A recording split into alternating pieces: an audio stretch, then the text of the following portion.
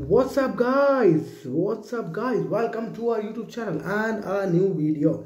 तो जिस तरीके से स्टॉक मार्केट भागता चला जा रहा है, जब मैं वीडियो बना रहा हूँ तो मुझे ऐसा लग रहा है कि बहुत सारे लोगों में यूफोरिया आ चुका है इस बात को लेके कि भाई स्टॉक मार्केट एक ऐसी जगह है जहाँ अंधा पैसा बहुत ही अंधा पैसा है। तो भाई इस यूफोरिया के चलते बहुत सारे नए इन्वेस्टर्स आए हैं स्टॉक मार्केट में, और ये ऐसा कुछ नया नहीं है क्योंकि कहते हैं ना कि हमेशा इतिहास से सीखना चाहिए। जब लास्ट टाइम एक ऐसा ही क्रेजी बुल रन एक टाइम पे आया था और एक क्रेजी लोगों के दिमाग में फितूर चढ़ा था उस टाइम पे, जब हर्षद मेहता का टाइम था। मैं तो उस टाइम पे मार्केट में नहीं था, ये तो उस टाइम की बात है 1982 की बात।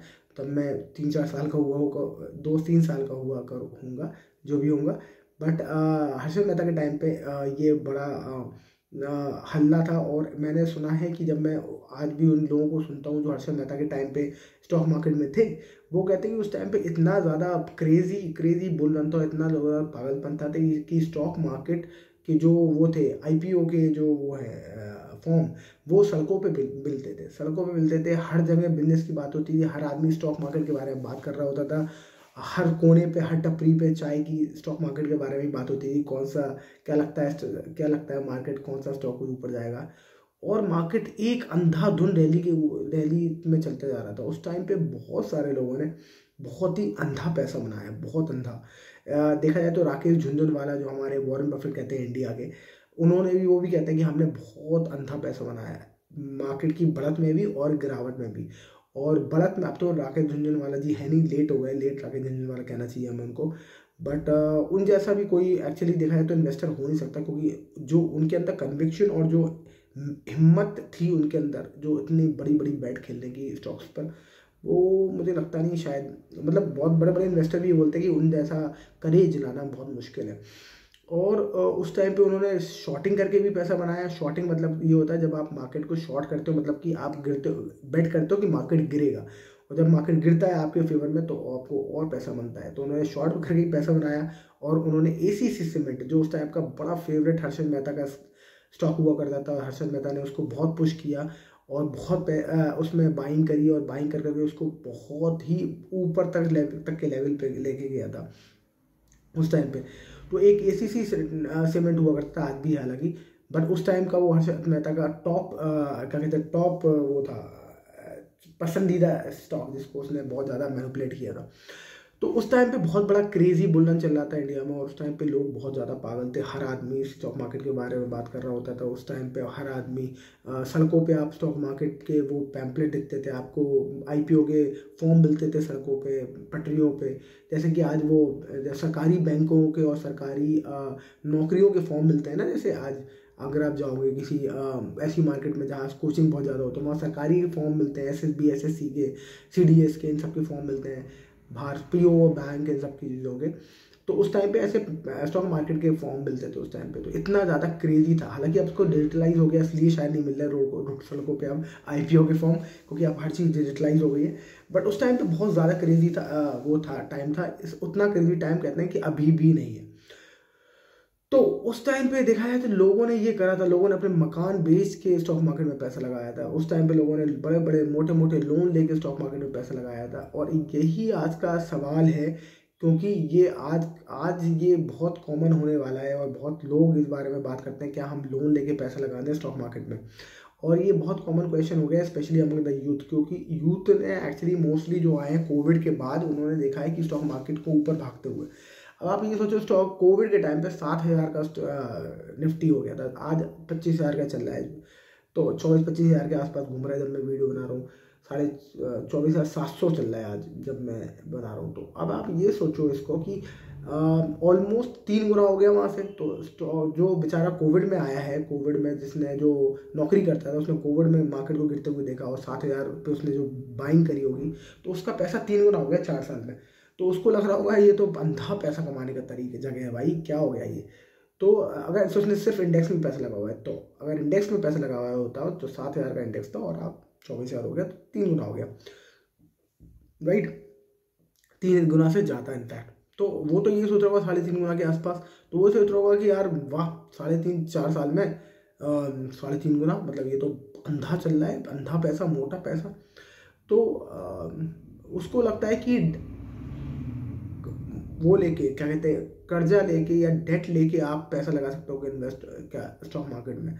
और मेरा इसमें एक ही जवाब है कि बिल्कुल भी नहीं लगाना चाहिए। और मैं बड़े बड़े इन्वेस्टर्स को भी सुनता हूँ, वो भी कहते हैं कि नहीं लगाना चाहिए, क्योंकि आपका पीस ऑफ माइंड खराब हो जाएगा उधर। जब आपका पैसा, जब आप जिसको आप यूज़ नहीं कर रहे हो, आप उसको, उस पैसे को वहाँ लगाते हो ना स्टॉक मार्केट में, तो आपको डर नहीं रहता। क्योंकि अगर आपको वो स्टॉक मार्केट में पैसा आपका नीचे भी चला गया तो आपको लगेगा कोई बात नहीं, हम हमारे लिए, अपने खर्चे के लिए तो आपने पैसे निकाल रखे हैं, तो मेरा खर्चा तो चल रहा है, तो आपको ये सेटिस्फैक्शन होता है। बट जब मार्केट में पैसा भागता है, जब मार्केट भागता है, और जब मार्केट चलता, या फिर जब मार्केट चलता नहीं, बिल्कुल भी एकदम बैठ जाता है, और तब आप अगर डेट लेके या कर्जा लेके पैसा लगाते हो ना, तो उसमें एक सबसे बड़ी दिक्कत ये है कि जब आपको तो हर महीने किस्त देनी है, और उसकी जो कर्जे की किस्त आएगी वो आपको देनी पड़ेगी, तो आपका वो पीस ऑफ माइंड बहुत ही खराब होगा। आप फ्रस्ट्रेट होगे हर दिन कि मार्केट ऊपर भाग क्यों नहीं रहा, मार्केट ऊपर भाग क्यों नहीं रहा। आप वेट करोगे, आप उल्टी पुल्टी बैठ करने की कोशिश करोगे, आप और ऐसे आप फ्यूचर्स में काम करोगे, आप ऑप्शंस में काम करोगे। और कभी हम वीडियो बनाएंगे तो बात करेंगे फ्यूचर में ऑप्शंस क्या होते हैं, उसमें आप ज़्यादा रिस्की गेम खेलते हो।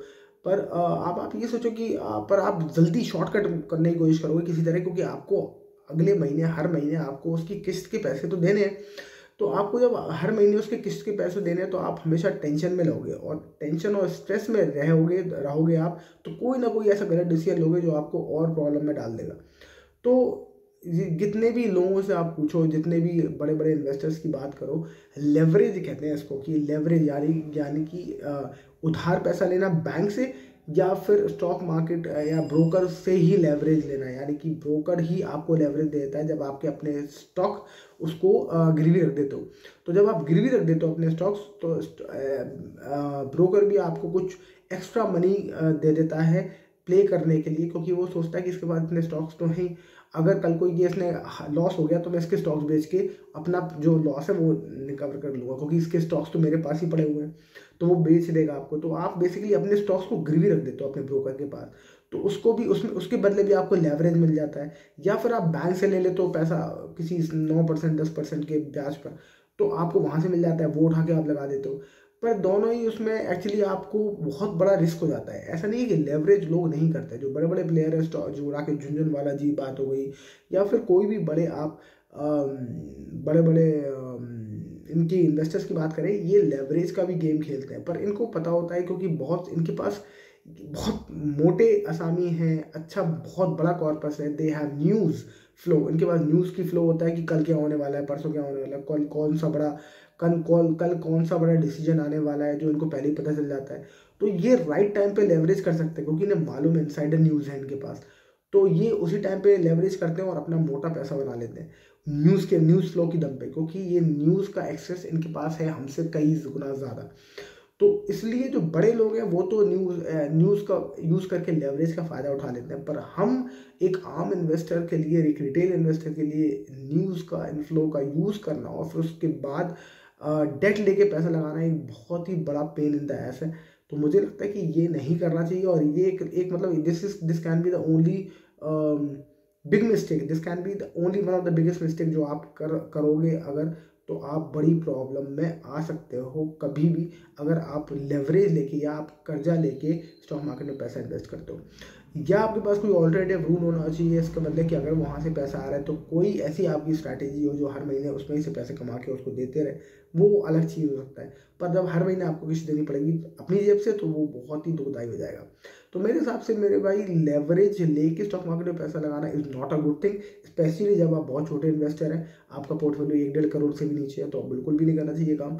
आप पहले अपना पोर्टफोलियो सही बड़ा कर लें, जब बड़ा कर लें आपको बहुत सारे गेम्स के इस स्टॉक मार्केट गेम के इन एंड आउट पता चल जाएंगे, और फिर आप बहुत ही कैलकुलेटिव तरीके से थोड़ा बहुत लेवरेज कर सकते हो। जब आपको पता है कि मार्केट बहुत ज़्यादा डीप गिर गया, नीचे गिर गया, बहुत कट मार दिया मार्केट ने हैवी, और बहुत नीचे आ गया, तब आप अपने एक लेवरेज लेके सोच सकते हो कि यार मार्केट बहुत गिर गया, यहाँ से जब भी ऊपर जाएगा तो मुझे अच्छा मुनाफा देगा, तब आप एक लेवरेज लेके स्टॉक्स में इन्वेस्ट कर सकते हो, वो भी तब जब आपके पास मोटा आपका कॉर्पस बन चुका हो और आप अगर थोड़ा बहुत लॉस भी तब भी ले लो तो आपको बहुत ज़्यादा फर्क ना पड़े। सो तब मेरे भाई आप उधार लेके या कर्जा लेके पैसे इन्वेस्ट कर सकते हो, वरना मेरे हिसाब से इट्स अ बिग नो, आपको कभी ये काम नहीं करना है स्टॉक मार्केट में। तो ये काम कभी ना करें स्टॉक मार्केट में, और लेवरेज कभी ना करें जब तक आप बहुत बड़े स्टॉक मार्केट के पार्टिसिपेंट ना बन जाए। So that's it for this video. I hope you like the video. If yes, like, share and subscribe, and I will see you in the next video. Thank you so much for watching. Bye bye.